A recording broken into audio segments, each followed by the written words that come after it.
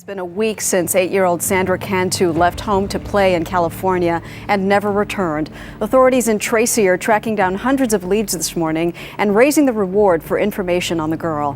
Investigators are sifting through trash in the local landfill, searching nearby rivers and reviewing surveillance video in hopes of finding 8-year-old Sandra Cantu. It is not enough that I say I'm sorry, but that is all I can do.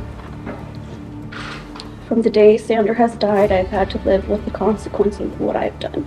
For the rest of my life, I'm going to have to live with these feelings. I loved Sandra a great deal. She was a sweet, innocent little girl who did not deserve to have such a short life.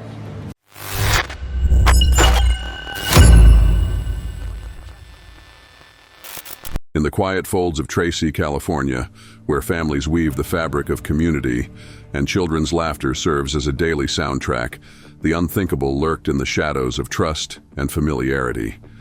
Here the question arises, what if the very threads of trust that bind us also blind us to the lurking dangers? As we delve into this exploration of criminal behavior, we unearth a tale that chills the soul.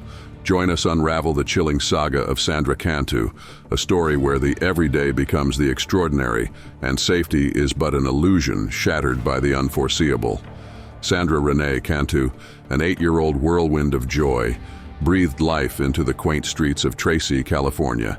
With a spirit as vibrant as spring, she danced through life, her laughter a melody that resonated in the hearts of all who knew her. Born into a close-knit family, Sandra's days were filled with school adventures, playtime escapades, and the simple joys of childhood. Her mother, Maria, and siblings were her anchor, providing a haven of love and laughter. The children's father, Daniel, was long since separated from their mom. He moved out, but they all maintained a good relationship. Sandra's zest for life was infectious. Whether she was twirling in her gymnastics class, crafting tales in her play, or simply helping around the house, her energy was boundless. Sandra's innocent story was about to intersect with a hidden darkness. On March 27th, Sandra was playing at a friend's house after school until approximately 4 p.m. when she came home. Not content with the level of joy the day had to offer, she left to play at another friend's house. As dusk turned to evening and Sandra did not return for dinner, her family's concern deepened into a state of legitimate worry. At around 8 p.m. that night, they decided to report her missing to the local police. Well, I have a missing daughter. Okay, how old is she? She's 8. When's the last time you saw her? Oh, about 3. She told me she was going over to this one girl to play, and she hasn't been home. And I went looking all over. The search for Sandra Cantu intensified as the police turned to modern technology for clues, extracting footage from a surveillance camera near her home. The video showed Sandra wearing a pink Hello Kitty t-shirt and black leggings crossing the street, her figure gradually disappearing from view. This crucial piece of evidence quickly made its way onto national news, amplifying the urgency of the search. Despite exhaustive efforts within the Orchard Estates mobile home park, Sandra remained elusive. Well, good morning. Behind me is the Orchard Estates mobile home park. You can see Tracy police are stationed out here, and we've watched this morning as they've stopped and questioned people driving out of the mobile home park to get their day started today. Now, this is part of the police investigation unfolding in front of us. There's also what the volunteers are doing, and there's been an emotional search for the little girl. The community became the epicenter of a massive search operation. As the weekend of March 28 and 29 unfolded, the area buzzed with the activity of police dogs and equestrian teams. The rugged terrain was combed by all-terrain vehicles, while above, a helicopter from the California Highway Patrol scoured from the skies. In a testament to the community's desperation and hope, a reward of $22,000 was pulled together.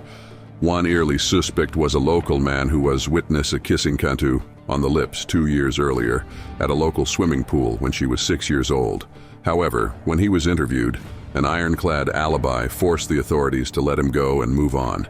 He was a dead end. A grueling week went by, and there was no sign of Sandra. The entire community was holding its breath trying to make sense of the tragedy. Then when the nightmare of a week was over, the unimaginable happened. This discovery will break your heart. On April 6th of 2009, just as the investigators were about to lose hope, there was a gigantic breakthrough in the case. A man named Jose Luis Franco, while working at a dairy farm, found a suitcase in a pond. It contained what appeared to human remains, sadly wearing a pink Hello Kitty t-shirt and black leggings. As the water began to flow, an object floated to the surface. They identified it as a black container. Sandra Cantu was found dead. An immediate autopsy was in motion, and it established that Sandra had been beaten, sexually violated with a foreign object before being smothered to extinction. It goes without saying that the Cantu family, along with the entire community, was shattered. How are you holding up? Not very good. I miss my baby. I miss my little girl. Shortly after the discovery, law enforcement refused to rest. The FBI decided to aid the local authorities by crafting a profile to aid the investigation. The profile pictured the culprit as a white man, aged 25 to 40, with a dark history possibly involving sexual crimes or illegal media featuring children. The course of the investigation took a sharp turn with startling coincidences linked to a woman, a well-liked woman in Tracy. Melissa Huckabee, a 28-year-old Sunday school teacher, sent a curious text to Sandra's mother, hinting at an incident of theft around 4 p.m., the same time frame of Sandra's disappearance. The text read, "Tell the police that I had something stolen today around 4 p.m. I don't know if that makes a difference or not." Furthermore, during a vigil held for Sandra, Huckabee approached the attending officers and FBI agents. The only reason that the police are over here and over at the church so much is because Sandra was my daughter's best friend and came over here almost every day to play with my daughter.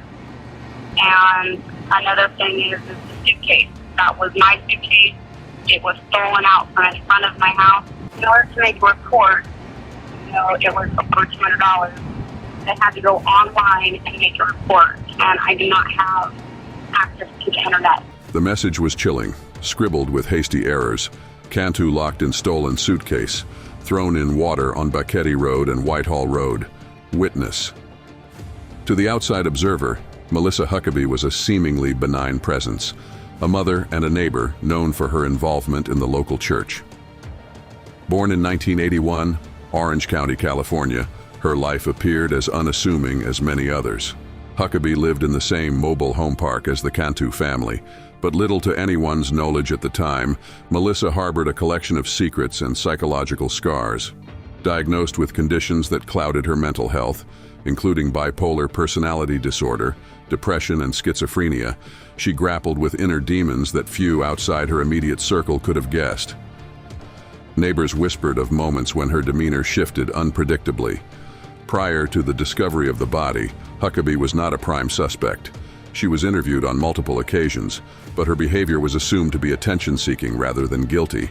After the body was found in the suitcase Huckabee had reported stolen, investigators began taking a closer look at her behavior. They took notice of the unusual fact that a woman who reported losing a suitcase should be the one woman out of everyone in this complex. Between 5:30 and 5:40, two people saw your car stopped on Whitehall Road. They saw you come from out of the bushes on Whitehall Road, and someone asked you what?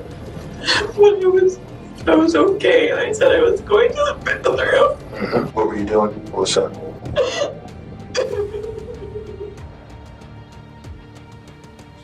As the nation sought answers, a retired U.S. Marine and his wife came forward with a startling observation. They had seen Huckabee, frantic and seemingly out of sorts, near an irrigation pond on their land around dusk on March 27. Recognizing her from the news, they recounted her hurried demeanor and a flimsy excuse about needing to pee. This piece of the puzzle led investigators to scrutinize Huckabee more closely. Surveillance footage near Sandra's home revealed a haunting timeline. Sandra was last seen walking towards Huckabee's home late in the afternoon of her disappearance. The church where Huckabee taught became a focal point of the investigation. The DNA evidence was irrefutable. It matched Sandra's. It was later theorized that the rolling pin was used to violate the young child. On April 10th, the grim narrative reached its climax as Huckabee was arrested, the weight of her actions crashing down. In a chilling turn of events, Huckabee pleaded guilty to spare herself of the death penalty, but the sentence was still severe, life without parole. At her sentencing, Huckabee's words echoed with confusion and remorse, a stark reminder of the senseless tragedy. The community was left to grapple with the chilling reality that such darkness had lurked among them, masked by the familiar face of a neighbor. Like the video, and don't forget to subscribe to our channel for more true crime tales that send shockwaves through societies. Thank you for watching.